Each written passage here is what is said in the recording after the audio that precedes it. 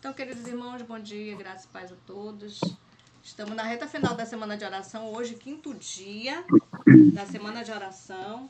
E temos conosco o irmão Edivaldo Freitas, que vai falar sobre os eventos futuros estão nas mãos do Senhor. E com o irmão a palavra. Seja bem-vindo, irmão Edivaldo. Obrigado, meus irmãos. Obrigado, irmã Alexandra. Agradeço a Deus por mais essa oportunidade que tenho aqui com os irmãos também de repartir esse pão espiritual, né? A palavra do Senhor. Sou muito grato pela mais essa oportunidade que o Senhor nos concede. Irmãos, quem pode decifrar o futuro? Quem é que pode? Só Deus. Ele que sabe de todas as coisas. O homem, ele pode até querer decifrar o futuro, mas ele não vai muito longe. Então, porque enganoso é o coração do homem, mais do que todas as coisas. Então, os eventos finais que nos espera, e pelas profecias, né, que Deus nos revela, o que tem na palavra, né, e também os speed de profecia, a gente bem sabe que tudo está se concretizando para a volta de Jesus. Então, Jesus está o quê? Bem pertinho, está às portas, né, para buscar a sua igreja, o seu povo. O que cabe a cada um de nós? Um preparo essencial para encontrarmos com Jesus. Jesus, ele quer preparar a sua igreja, e eu acredito firmemente que a igreja de Deus está se preparando, como nunca. Está se preparando em comunhão, se preparando espiritualmente para esse grande encontro. Eu não vejo a hora deste momento, né, acontecer. Eu acredito que os irmãos também.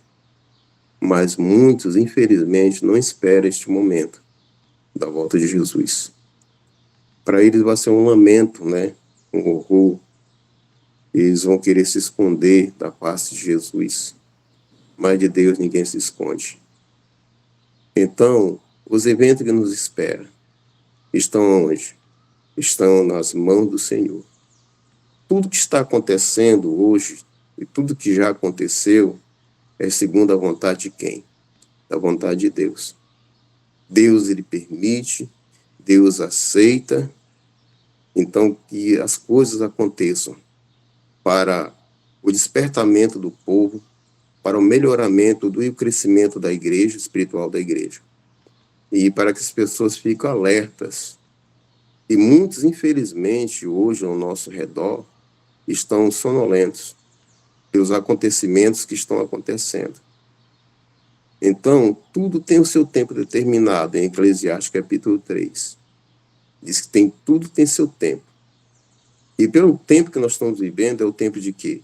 É o tempo do fim. É um tempo de preparação. É um tempo de reflexão. E o tempo que a gente está vivendo é o tempo de graça. E esse tempo também terá um fim. E quando se findar este tempo de graça, aí o caso de cada pessoa estará decidido, ou para a vida, ou para a morte. Então, homens trabalham hoje, instigados por Satanás, elaborando planos e projetos, para quê? Para perseguir, amedrontar a igreja de Deus. E diz aqui, o mundo não está sem um governante. O programa dos sucessos futuros está nas mãos de quem? Do Senhor. A majestade do céu tem sob sua direção o destino das nações, os negócios de sua igreja. Essas representações simbólicas,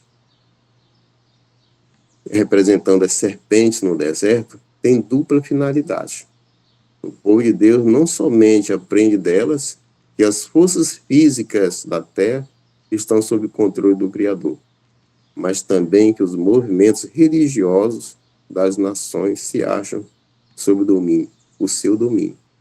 Isto é especialmente verdade no tocante à imposição da observância do domingo. Então, a gente vê que em Apocalipse, capítulo 13, diz que vai haver, de acordo lá com o capítulo 13, a gente bem sabe que haverá um decreto futuramente, um decreto para que as pessoas observem um sábado espúrio, que é o domingo, e que aqueles que não observarem esse sábado espúrio e que não observarem o domingo, um dia de observância, eles não poderão nem comprar e nem poderão vender. Olha aí. Então, aqui diz, eventos finais, vai ser um ponto de litígio. Na peleja a ser travada nos últimos dias estarão unidos em oposição ao povo de Deus e todos os poderes corruptos que apostataram da lealdade à lei de Jeová.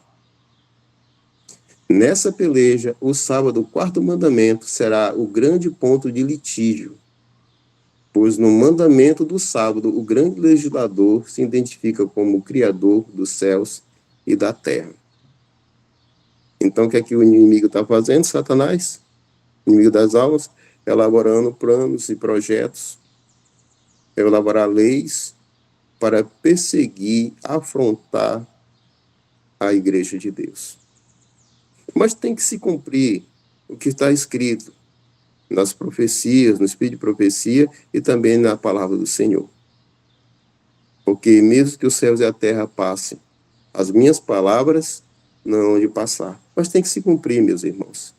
Às vezes, mesmo que a gente não queira, mas tem que se cumprir. O que é que a gente tem que fazer, então? Os eventos que nos esperam, orar, se consagrar a Deus, para que a gente possa passar pelas tempestades que vêm, né? E a gente possa sair ileso, de cabeça erguida, e também sermos firmes na fé, né? Que vamos precisar de muita fé, para que a gente não venha vacilar e negar a nossa fé, que professamos hoje ter. E aqui, meus irmãos, diz assim: os pecados de Babilônia são revelados, os terríveis resultados da imposição da observância da igreja pela autoridade civil, as discussões do espiritismo, os furtivos mais rápidos, progresso do poder papal, tudo será desmascarado. Por meio destes solenes avisos, o povo será comovido, e milhares de milhares que nunca ouviram a palavra como essas, escutá-la-ão. Então as pessoas vão escutar a advertência, a tríplice mensagem angélica, né? Muitos vão tomar uma decisão, muitos vão ser digamos, seguidores de Cristo, aceitar a Cristo na 10ª hora.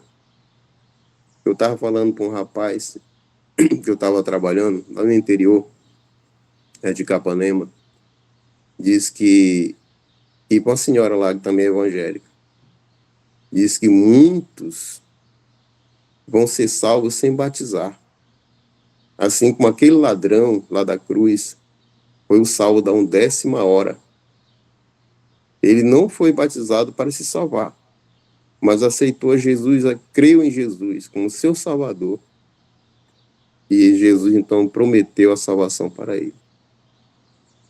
Então, quando o evangelho for pregado em todo mundo, a toda criatura, com poder e grande glória, pelo poder do Espírito Santo, muitos tomarão posição ao lado de Jesus.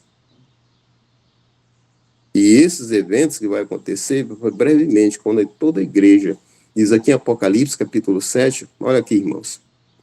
Depois desses acontecimentos, observei 4 anjos em pé, nos 4 cantos da terra, com a missão de reter os 4 ventos da terra, evitar que qualquer massa de ar fosse soprada sobre a terra, o mar ou sobre qualquer árvore.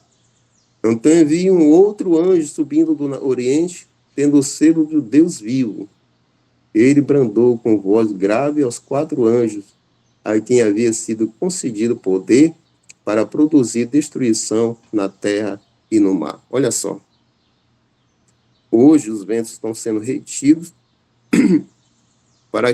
mas está sendo solto aos poucos, que as calamidades em terra, mar e ar, que a gente já está vendo, né? E muitas pessoas perderão suas vidas em acidentes, desastres aéreos, terrestres, ferroviários, e a gente já está vendo. Calamidades no mar, furacões, terremotos e maremotos, muitos perdendo suas vidas. Então tem que se cumprir a profecia. Mas o Senhor diz, não danifiqueis a terra, nem o mar, nem a árvore, até que selemos a testa dos servos do nosso Deus. Então, quando todos realmente foram selados com o selo de Deus, Deus vivo, aí então Deus dá ordem para que os anjos soltem os ventos por completo. Então haverá grande destruição sobre o mundo qual nunca houve. Eventos tenebrosos, horríveis, abalarão a terra. Meus irmãos, as pessoas hoje têm esses acidentes que estão acontecendo, os pecados, que nem disse o irmão ontem, né? Com as coisas comuns, banais. Um matou outro ali, outro ali teve um desastre, morreu tanto, se torna hoje comum, banal. A morte de pessoas, os acidentes. Então, nós temos que estar de sobreaviso do que nos espera. Então, temos que orar constantemente, sim, mas temos que vigiar o que está acontecendo ao nosso meio, o que vai acontecer futuramente. E aí, no tempo que nós estamos vivendo, não é tempo de fazer planos mirabolantes, não. A palavra do Senhor diz aqui, do homem são as preparações do coração. Provérbios capítulo 16, versículo 1. Mas do Senhor a resposta da língua. Então, quando o homem projeta as coisas, muitas vezes não dá certo. Vou projetar para amanhã isso, isso, aquilo. Mas muitas vezes não dá certo, porque a resposta vem de quem? Vem de Deus. Então, temos que colocar tudo nas mãos de quem? De Deus. Na grande obra de finalização defrontaremos com a perplexidade que não saberemos contornar. Mas não nos esqueçamos de que as 3 grandes potestades do céu estão atuando, que a divina mão está posta ao leme, e Deus fará cumprir seus desígnios. Então, quem está no controle? Deus está no controle. Menos que venha as tempestades, você ali no barco, mas Deus está ao leme. E isso é que nos conforta, meus irmãos. O que nos espera futuramente, né, das tempestades e as provas, é que nos conforta que o nosso capitão, ele está ao leme, ele está guiando o barco, ele está no controle de tudo. Então, vamos deixar que Deus nos leve, nos guie, nos dirija sempre, para que a gente possa ser sempre controlado, guiado pelo poder do Espírito Santo, pelo poder de Deus. E aqui nós estamos aqui nesta sala, não é por acaso, porque nós sabemos temos um Deus que tudo pode fazer por nós, um Deus que tem a ser adorado, reverenciado, um Deus que sabe tudo. Então nós estamos aqui para isso, que nós somos adoradores. E a igreja de Deus é uma igreja hoje que está lutando, é uma igreja militante para ser uma igreja triunfante. Nos anais da história da humanidade humana, o desenvolvimento das nações, o nascimento e a queda dos impérios aparece como que depredando a vontade e proeza do homem. A configuração dos acontecimentos parece determinada em grande medida pelo seu poder, ambição ou capricho, mas na palavra de Deus a cortina é afastada e podemos ver acima, para trás e pelos lados as partidas e contrapartidas do interesse e poder e paixões humanos. Os agentes de todo misericordioso executando paciente e silenciosamente os conselhos de sua própria vontade. Então, hoje, Deus está executando, operando através de seu servo, segundo a sua vontade. Então, nós temos que dizer, Senhor, nos guie, nos dirija. Fazem de nós instrumentos teus, nas tuas mãos, para que a gente possa fazer a tua vontade, ser guiado pelo teu poder. Que maravilhoso, irmãos, quando uma pessoa é guiada por Deus, instruído por Deus. Ele se torna um luzeiro, se torna um farol onde ele está, onde ele se encontra.